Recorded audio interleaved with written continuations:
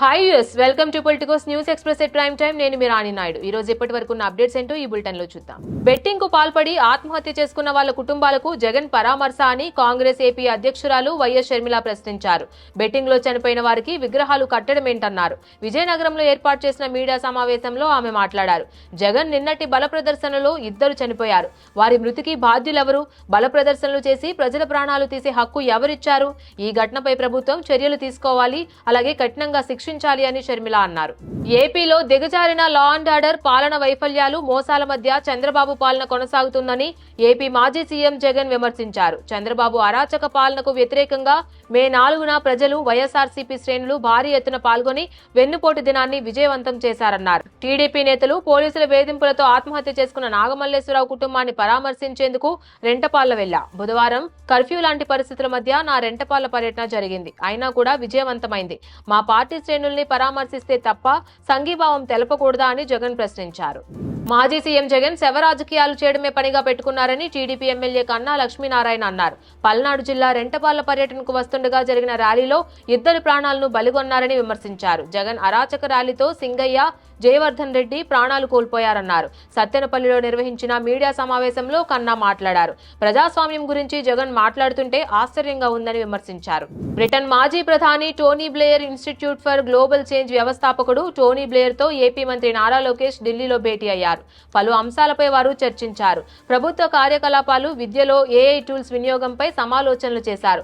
నైపుణ్య శిక్షణ అంశాలు, global institute of good governance స్థాపనకు సహకారంపై ఒప్పందం కుదుర్చుకున్నారు. ఏపీలో ఉన్నత విద్యలో సంస్కరణలు, సాంకేతిక మద్దతుపై సమీక్షించారు. BRS working president KTR London పర్యటనకు వెళ్లారు. ఆక్స్ఫర్డ్ ఇండియా ఫోరం సదస్సులో ఆయన పాల్గొని ప్రసంగించనున్నారు. ఈ నెల 24న కేటీఆర్ తిరిగి హైదరాబాద్ రానున్నారు.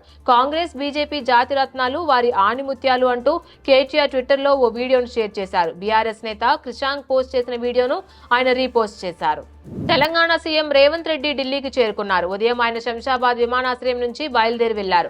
ఢిల్లీలో పలువురు కేంద్ర మంత్రులను ఆయన కలిశారు. జలశక్తి మంత్రి సిఆర్ పాటిల్ తో ముఖ్యమంత్రి బృందం భేటీ అయింది. గోదావరి బనకచర్ల ప్రాజెక్టుపై అభ్యంతరాలు తెలిపింది. అలాగే ఇంగ్లాండ్ మాజీ ప్రధాని టోనీ బ్లేయర్ ను సీఎం కలిశారు. ఆయన వెంట మంత్రులు ఉత్తమ్ కుమార్ రెడ్డి, శ్రీధర్ బాబు కూడా ఉన్నారు.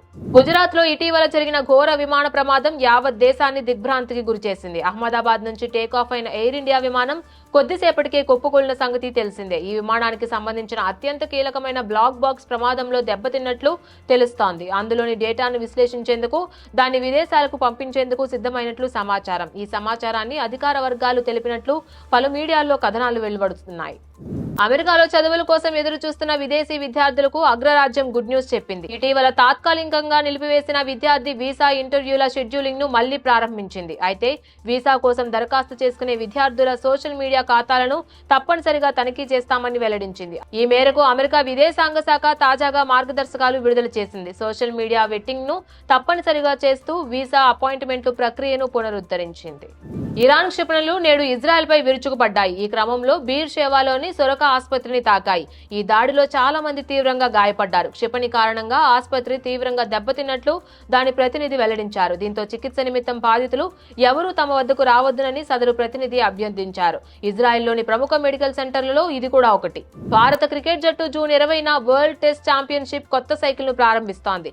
భారత్, ఇంగ్లాండ్ మధ్య 5 మ్యాచ్ల టెస్ట్ సిరీస్ రేపటి నుంచి మొదలవుతోంది. ఈ సిరీస్ లోని తొలి టెస్ట్ హెడింగ్ లేలోని లీడ్స్ లో జరగనుంది. దేశవాళీ క్రికెట్ లో పరుగులు వరద పారించి టీమిండియా తలుపులు తట్టిన కరుణ్ నాయర్ నెట్స్ గాయపడ్డాడని ప్రచారం జరుగుతోంది. ప్రసిద్ధ కృష్ణ బౌలింగ్ ను ఎదుర్కోబోయి కరుణ్ పక్కటెముకల్లో దెబ్బ తగిలించుకున్నాడని సమాచారం. దీనికి సంబంధించిన వీడియో సోషల్ మీడియాలో వైరల్ అవుతోంది.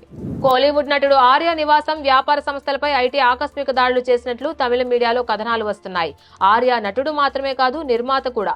ఇటీవల సంతానం నటించిన horror movie DD text level చిత్రానికి నిర్మాత కూడా ఆయనే. ఈ ఉదయం చెన్నైలోని అన్నానగర్ లోని తను నిర్వహిస్తున్న సీషెల్ హోటల్ తో పాటు మరికొన్ని వ్యాపార కార్యకలాపాలపై ఐటీ శాఖ సోదాలు చేసింది. ఆర్య వ్యాపారాలు చేస్తూ పన్ను చెల్లించకుండా ఉన్నారని సమాచారం రావడంతో అధికారులు తనిఖీలు చేపట్టారు. ఈ మేరకు అధికారులు కూడా తనిఖీ నిర్వహించినట్లు తెలుస్తోంది. ఇవి బులెటిన్ అప్డేట్స్. ఇక మరిన్ని అప్డేట్స్ కోసం stay tune to Politicos media.